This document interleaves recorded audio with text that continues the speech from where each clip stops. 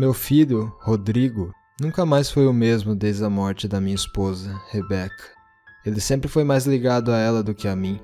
Não é para menos, afinal, eu ocupava um alto cargo em uma grande empresa com várias filiais pela América Latina, o que fazia com que eu constantemente fizesse viagens para outros países. Como consequência, passava pouco tempo com minha família. Contudo, frente às atuais circunstâncias, senti-me na obrigação de focar mais em meu garoto do que na empresa. Era assustador o quão pouco eu sabia sobre o meu próprio filho. Porém, eu prometi que compensaria todos esses anos em que estive a maior parte do tempo ausente. Mas quem disse que é fácil explicar para uma criança de 5 anos os motivos de ter que voltar quase toda a atenção ao seu trabalho em vez dos entes queridos? Rodrigo não entendia a lógica das minhas ações.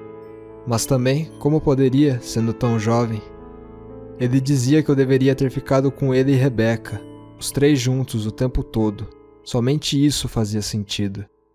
Como eu queria que o mundo fosse simples assim. Com o passar dos dias, Rodrigo parecia ficar cada vez mais distante de mim. Não importava o quanto eu me esforçasse para que tivéssemos uma relação saudável. Na escola, a professora dizia que ele sempre ficava quieto em sua carteira.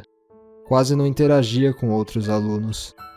Em casa, ele passava boa parte do tempo deitado e sem disposição. Certa vez, quando fui chamar Rodrigo para jantar, parei de frente à porta do seu quarto e pude ouvi-lo falando sozinho em um tom animado, como se estivesse conversando com outra pessoa. Eu girei a maçaneta e entrei no cômodo, onde meu filho estava sentado em sua cama. "Filho, você estava falando sozinho?" perguntei. "Não, pai", ele respondeu sorrindo. "Eu estava falando com meu amigo." "É mesmo? E quem é esse seu amigo?" "O nome dele é Zuru. Ele disse que veio para me animar." Aparentemente, meu filho acabara de fazer um amigo imaginário. Não via mal nenhum nisso. Eu mesmo lembro de ter brincado muito desse tipo de coisa na minha infância. E além do mais, fazia semanas que eu não via Rodrigo sorrir daquele jeito. Então resolvi incentivar a brincadeira. Meu maior erro. "Ah, que legal, Rodrigo." Eu bati uma palma da mão contra a outra. "Por que você não chama ele para jantar conosco? Posso pôr um prato a mais na mesa." "Verdade, pai? Posso mesmo?" "Mas é claro que sim." Rodrigo se virou para o outro lado e falou com o ar.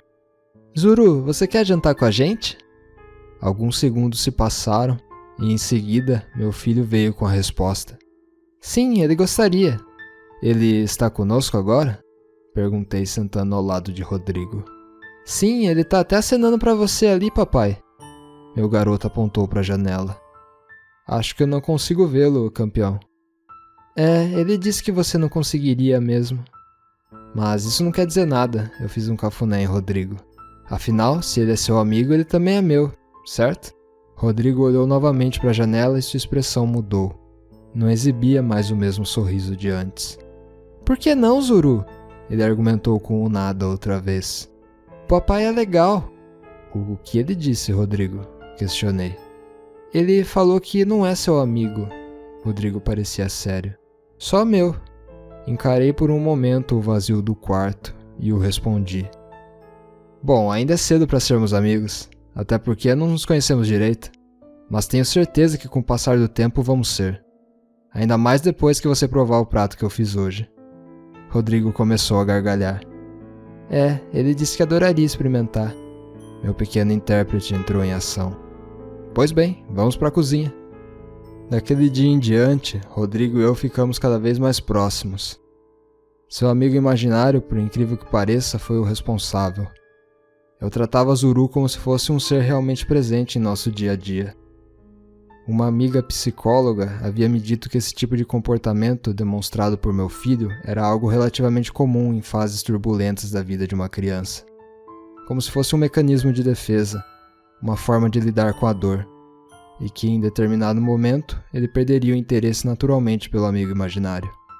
Porém, parecia que esse momento não chegava de jeito nenhum. Dias se passaram e o único interesse de Rodrigo era seu amigo Zuru. Eu continuei com a encenação durante todo esse tempo, mas confesso que essa brincadeira estava começando a me deixar desconfortável. E foi nessa última conversa com meu filho que essa sensação ruim chegou ao seu ápice. Ele estava sentado à mesa da cozinha, fazendo um desenho e falando com Zuru ao mesmo tempo. Rodrigo, eu o chamei sentado no sofá da sala. Pode vir aqui um pouco? Só um minuto, papai, ele respondeu. Preciso ver se o Zuru deixa. Que história é essa, filho? Retruquei em um tom ríspido. Eu sou seu pai.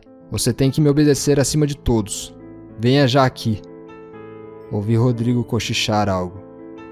O que você disse, filho? Está tudo bem, pai. Rodrigo caminhou e se juntou a mim no sofá. O Zuru deixou eu vir. Eu já disse que você tem que obedecer somente a mim, e não ao seu amigo. É que... Rodrigo hesitou por um instante. Qual o problema, Rodrigo? O Zuru fica bravo quando eu não obedeço. Rodrigo direcionou o olhar para a entrada da cozinha. Às vezes, ele me dá medo.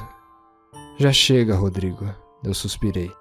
Essa brincadeira já foi longe demais. Não quero mais o Zuru aqui, entendeu?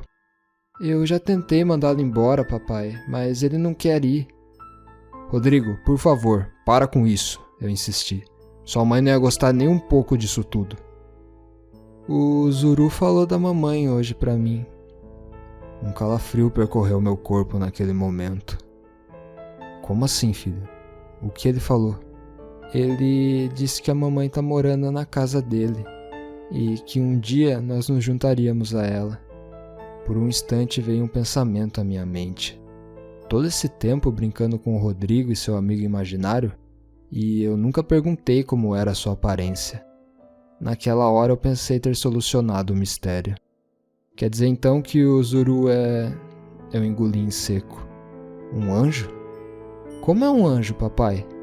Perguntou meu filho, franzindo as sobrancelhas. Quer dizer que você não sabe? Ora, os anjos são como pessoas, só que possuem grandes asas brancas, assim como suas vestes. Eles também tocam harpas e vivem tranquilamente entre as nuvens. Na verdade, o Zuru é diferente, papai. Então, como ele é, filho? O Zuru é parecido com uma pessoa também, Rodrigo continuou. Só que ele é vermelho. Tem um par de chifres na testa, uma cauda e sempre carrega um garfo grande em uma das mãos. Quanto à sua casa, ele não falou nada sobre nuvens. Mas sim de um lugar onde o fogo se espalha em todas as direções.